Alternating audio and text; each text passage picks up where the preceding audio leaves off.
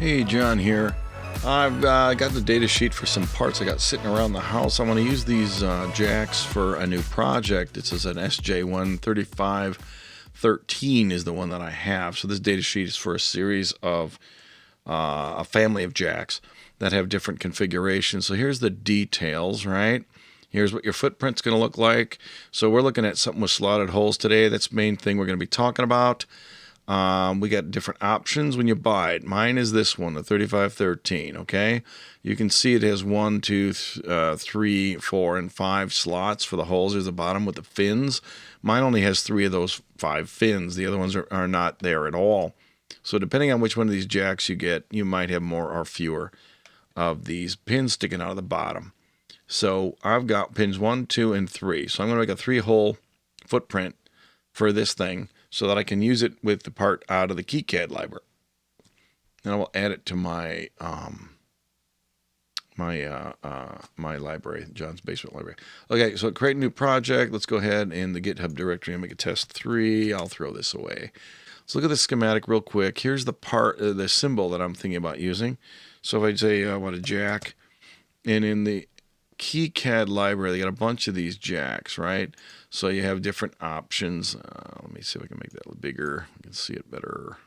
Whoop. Okay, so you got a jack, whatever, with a ground switch, different configurations. This one here is what I think closely matches what I've got. I got tip, ring, and sleeve. So let me throw this down here. Zoom in a little bit. Let's hit Control E and look more closely. Notice this doesn't have pin numbers on it. So the thing that we have to do if we're going to make our own footprint, if we want to use this symbol as it is, our footprint has to have names that match these pin numbers, right? So I don't know if they're just hidden and these are some letters or what. So let me hit over here. I'm going to hit Control E. And now I'm in the editor for that symbol. Let's hover over this guy and hit E. And what do we got? We got a pin name, which is empty, and the number is S.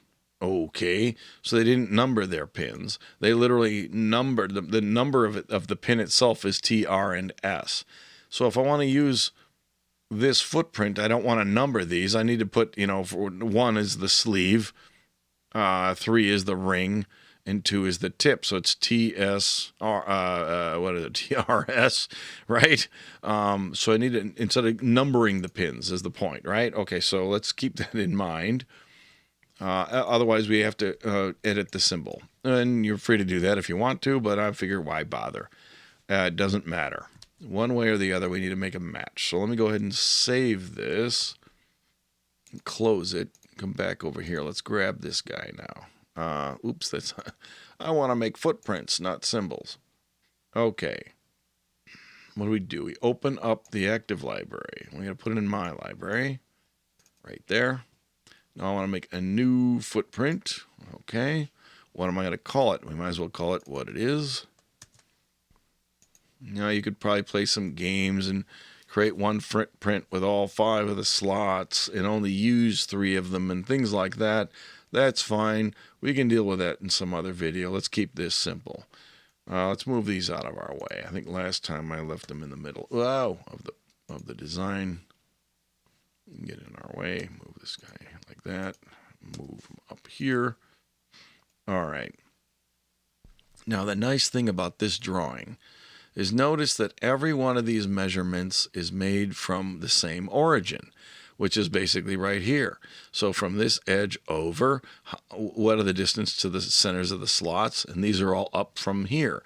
So we don't need to figure out all these relative distances between everything is my point. That makes it much easier to create a footprint. So I'll have another look-see at a technique for that. What else do we notice about this? This is all in millimeters. Somewhere in here it must say that. Units in millimeters with inches and square brackets. Okay. This is all millimeters. And notice they're all tenths, odd and even tenths. Okay, so what my point is, what's the grid got to be for that? Well, you need to be down here on tenths of millimeters, or else you cannot snap onto the grid in order to place a part where it belongs. Okay, so we got the right grid. We created the right name. We got the right library. Let's start putting pads down here. So we know that pin 1 Where does that thing go? Its center is 1.8 over from the origin, which is over here as drawn, and 0 in the y-axis. So it's like x is 1.8. So clearly that would be like over here someplace, right? Let's, for an example, as an exaggeration, let's put it over here. Let's hit E to edit this, all right? Now, first of all, we need a slotted hole, which is an oval, all right? Now we can type in the hole size for X and Y. So how big are these things? It's a 1 by 2, all right? So in X, I want what? I want that to be the 2. In the Y, I want that to be the 1. Actually, I think it's going the other way. But once you put a pin down, you can rotate it. So it's all right. Let's just get the dimensions right. So if you put a 1 by 2, this is actually the outside dimension of this shape. You'll see in a second here. So when you look at the size X and the size Y, so we have a hole that's oval. Well, let's have an oval for the pad as well, all right? Now, the pad, of course, needs to have a ring around it, so it's got to be bigger. So the X, let's make it 3, and the Y will make it 2, all right? So now what we have is a 0.5 millimeter of pad around this whole thing. That's not a really big pad, I suppose. Let's go with 3.5 and 2.5. All right, that way you got a little bit more meat on the thing. It'll be plenty of solder. It'll hold it in better that way. So this is basically how you make yourself a slotted hole. All right, so that's the right shape. And we can check all that once we put this thing down on the board. So we can zoom way in, grab our trusty caliper, and measure this thing. So in this dimension, we're looking at 2 millimeters. Perfect. In the other dimension, oops, white on white, kind of hard to read. Thank you for helping me. Here, maybe that'll be readable. Okay, there we are. 1 millimeter for the inside height. All right, so that hole looks pretty darn good. Matches this drawing exactly the way it's supposed to be. All right, so now where is it supposed to be? First of all, it's the wrong way. I can hit R, spin it around, done. It needs to be 1.8 in X, 0, and Y, like we saw before. So if you hit edit, you see where it says position here. In X, I can put 1.8 here, and I can put 0. All right? I hit OK, done. I don't have to drag it around and make sure it looks like it's in the right spot and all that. That is in the right spot, okay? So it helps when you have drawings that are done this way. Makes it a lot easier. So what about pin number 2? Now that we've edited this and put it somewhere, it should retain the memory of that for the default of the other pin. I'm going to rotate this. It's going to go down there someplace. And pin 3 was up there someplace. So I just click, and I hit escape to stop putting. So what do we got for pin 2? He's 5.3 this way, and he's 4.5 down this way. So edit. In X, he's going to be 5.3, and in Y, I already forgot, he's 4.5 in Y. Almost had it right. 4.5. Done. That's where that pin goes. All right. Now, pin number 3 over here is supposed to be 10.1 in X, and the upside down coordinates in KiCad say -5, right? 10.1 and -5. He's also got to be this way, right? Yep. 10.1 and -5. I can't do anything when I'm talking. 10.1. And this is the -5. And this is 10.1. Voila. Now I want to save it. I just hit Control S, and it's picked the defaults from what I selected earlier. Okay, great. So that's the holes. Now, what are we going to, how will this go awry? First of all, we don't want to call them 1, 2, and 3, remember. We want to call them the sleeve, tip, and ring, right? So 1 is S, 2 is T, and in the schematic, they were capital letters, I believe. Let's open it up and look again. So you need a capital S, R, and T, right? Okay, so to do that, you just rename it. 1 is sleeve, right? Yeah. Get these tiled so we can see everything at once. 1 is S. Oops. Select it first. Hello. Why can't I edit them? Yes, thank you. Okay. 2 is T. Edit. Capital T. I was holding down the control key. No wonder it didn't work. 3 is going to be ring. Okay. Okay, save all that. Now, we could just use it as it is, but it'd be nice if we put a, the silkscreen drawing around it so you can kind of see what you're doing when you lay out the PC board. How do we do this? I don't see any real dimensions there. You can figure it out from the other drawings. Here we go. The shape of the box and some dimensions of it are given here. So the snout sticks out this way. We're 14.0 from where this origin is, right?